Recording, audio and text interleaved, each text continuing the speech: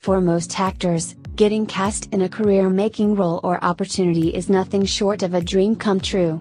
Every day, people flock to Hollywood in the hopes of getting picked out of a crowd and given that one breakout role that's going to skyrocket them to stardom. But the truth is, stardom isn't always all it's cracked up to be, and when an actor finally makes it in this business, they aren't always happy with the end result. The following is a list of actors, actresses, and multi-hyphenate personalities who hate the roles or gigs that made them famous. Angus T. Jones. You know who made $350,000 for a week's worth of work on a 22-minute show? Angus T. Jones. He's the guy who played Jake on CBS's 2.5 Men. Near the height of the show's popularity, he had a religious epiphany and decided to renounce the television show that has made him rich and famous.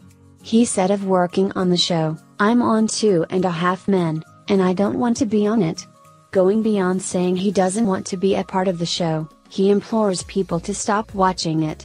"Please stop filling your head with filth. Please."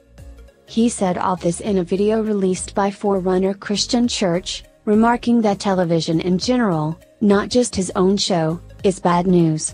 He refers to the medium as deceptive, calling it the enemy. Carrie Fisher.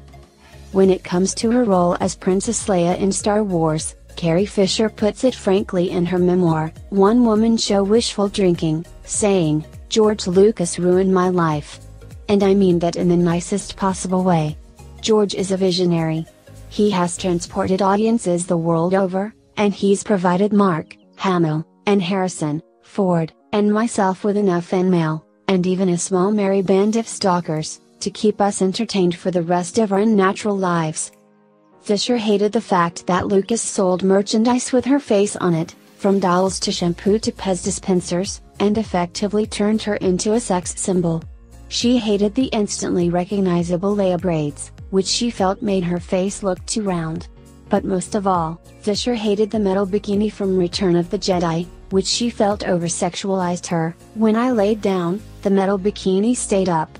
So Boba Fett could see all the way to Florida." Kate Winslet.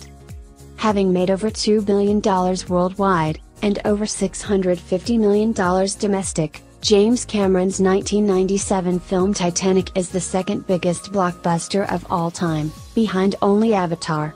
So why does the film's star, Kate Winslet, hate having portrayed Rose?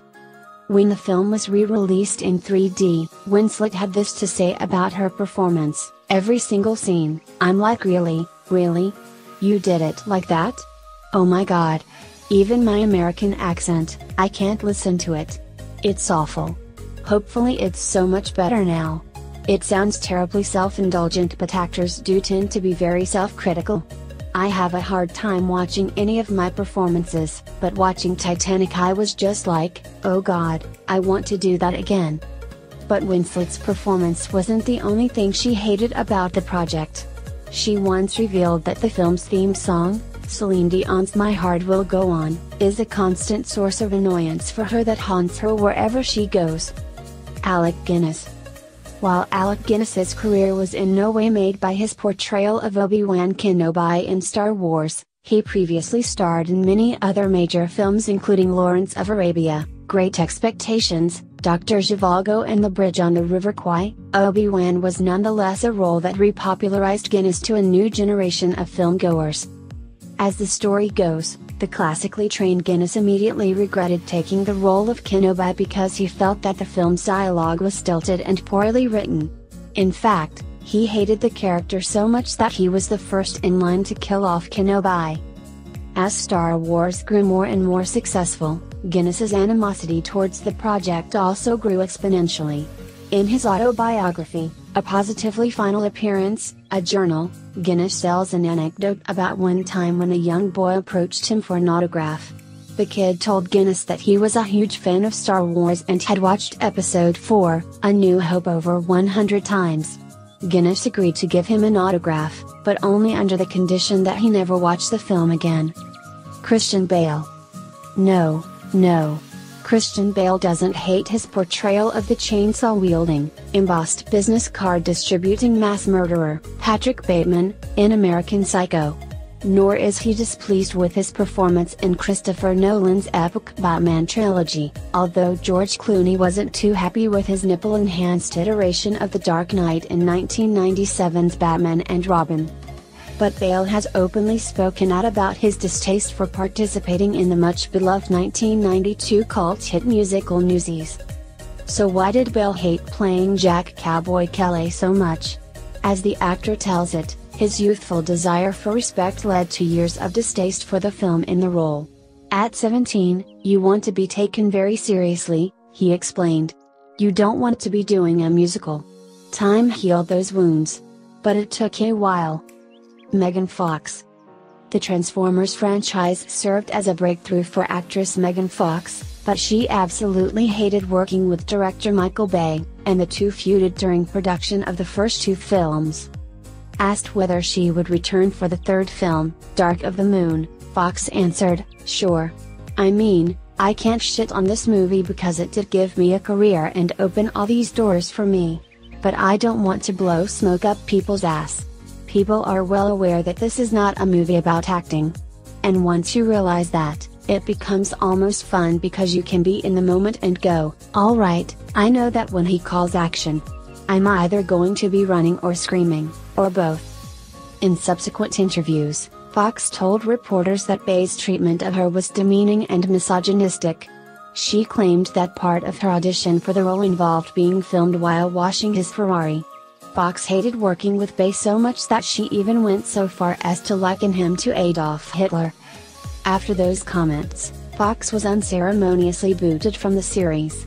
She and Bay buried the hatchet, however, and she ended up playing April O'Neil in the live-action Teenage Mutant Ninja Turtles movies produced by her former director, Mark Wahlberg. Long before he was Dirk Diggler, actor Mark Wahlberg went by another alliterative name, Marky Mark. Feeling overshadowed by his brother Donnie's success in the band New Kids on the Block, the younger Wahlberg created his own musical group, Marky Mark and the Funky Bunch, which burst onto the scene in 1991 with their debut album Music for the People, which included the hit single Good Vibrations. The band lasted for 2 years and Wahlberg enjoyed some time as the face, and ABS, of Calvin Klein. He dissolved the Funky Bunch in 1993 and to pursue an acting career. And looking back, he's incredibly embarrassed about his days as a pop star. "I thought I was so cool back then, but when I see the footage, I was such an ass," he said. Although he actively worked to shed his image as Marky Mark, Wahlberg says that his friends will never let him live it down. Crispin Glover.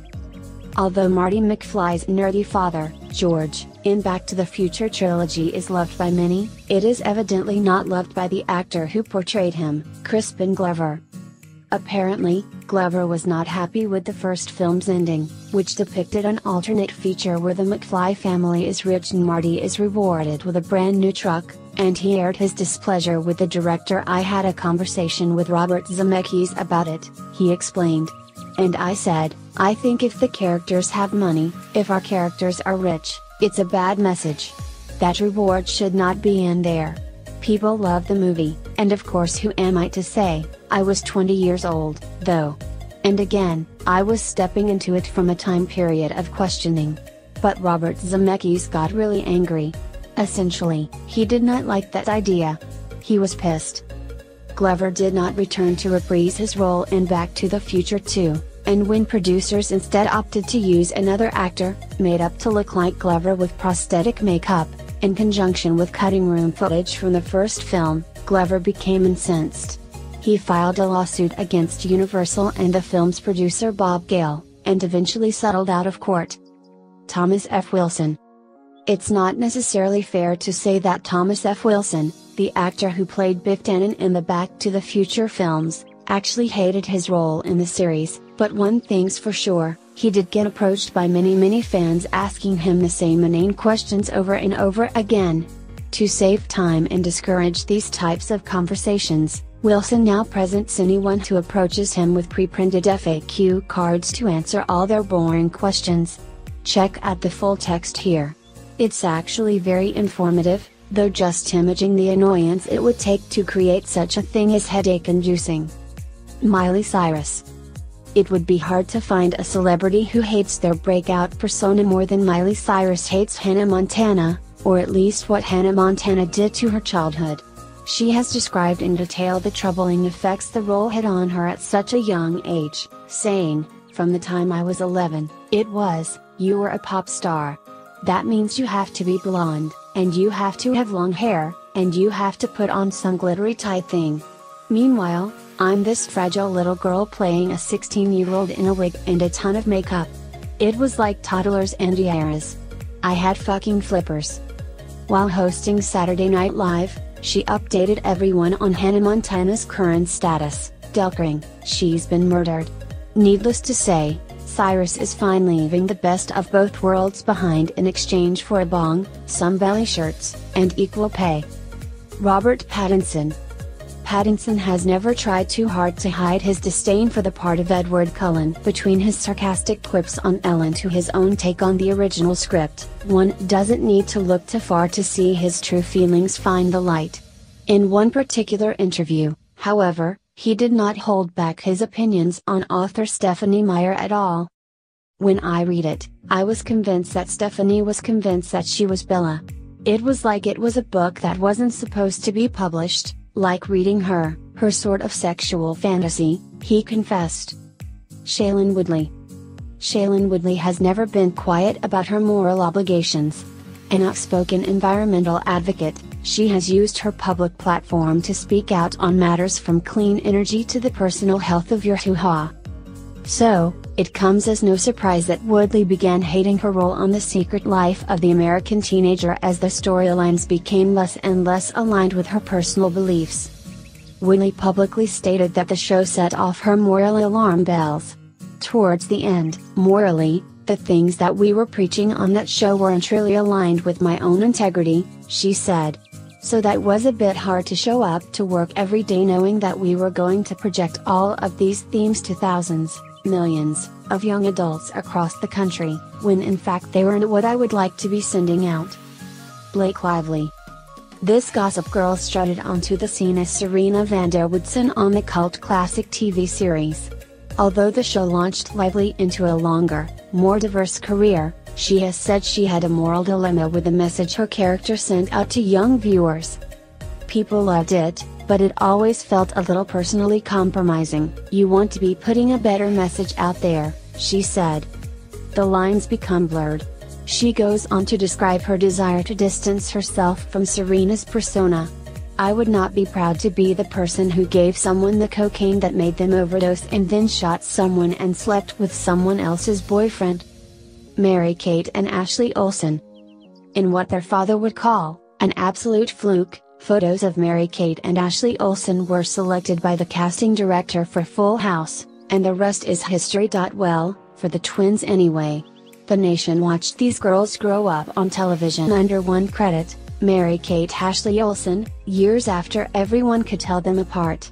By the time they turned 17, they owned and managed everything they did.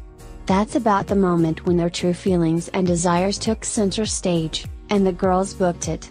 They run a fashion empire and hide from the public beneath massive collars and scarves and hats at any cost. Their desire to put Full House behind them was made quite clear when they were the only principal actors to decline to reprise their role on Fuller House, the sitcom's Netflix revival. Jake Lloyd. At 8 years old, actor Jake Lloyd bagged the role of a lifetime as Anakin Skywalker in George Lucas's much-anticipated Star Wars prequel, Episode 1, The Phantom Menace. At this point, it's safe to say, Star Wars fans weren't the only ones who were disappointed by the way things turned out. In a rare interview, the reclusive Lloyd reflected on the disappointment of Episode 1, saying, "When you have something like that, there's a lot of expectations for it to meet the standards of the public, and I don't think George did that." He went on to say that the role resulted in almost immediate mockery. "Other children were really mean to me," he said. "They would make the sound of the lightsaber every time they saw me. It was totally mad. My entire school life was really a living hell, and I had to do up to 60 interviews a day." Ultimately, the exposure he gained portraying Skywalker became too overwhelming for Lloyd, and he decided to quit acting altogether.